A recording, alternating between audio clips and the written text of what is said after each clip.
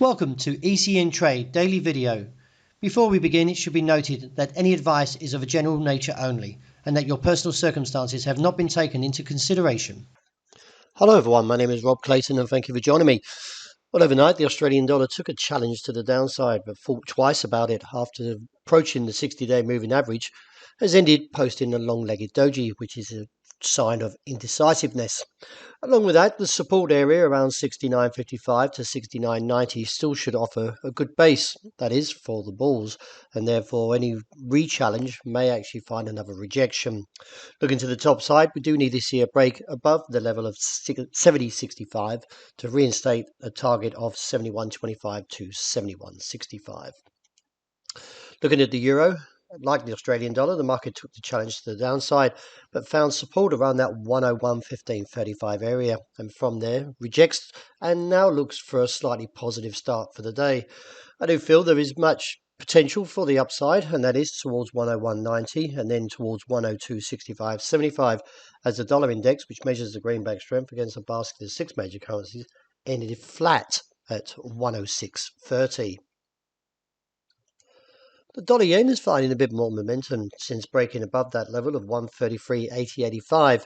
Let's see how strong this market is. Given from the technicals, though, it is a little bit more supportive due to the break. Along with that, we could see a rise up to 134.30, which is where we are now, and maybe on towards 134.95 as a potential target and reassess from there. The sterling also put in a bit of recovery overnight after its recent 3 bearish days, and now finding the resistance close to around 121.50.60. I do feel we may see a challenge there, but we do need to see a strong break to support the market to rally further towards 122 to 124, which is where I see the primary or the broader picture still expected to head, and therefore any weakness should bring opportunity for those looking to find the dip before the bounce. Gold was a little bit weaker overnight and now heading a little bit towards the 1,755.58 target. In light of the weaker pattern and taking out the support of 1,778, now meets the next target of 1,766 to 68, and with the base, as I mentioned, at 1,755, which may see some profit taking.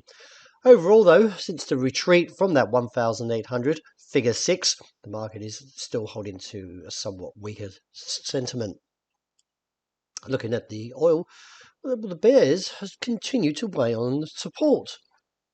And we're now back towards that $86 figure 70 support area, which is a bit of a key point due to the fact is if we look at the broader picture, is that the market is finding little support under there until around the $82 mark.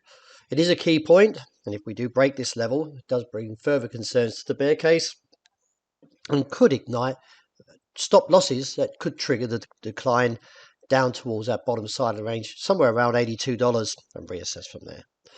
Well, that wraps it for the morning. Thank you very much for joining me. As always, look out for the intraday report. I hope you enjoy the great start to the day.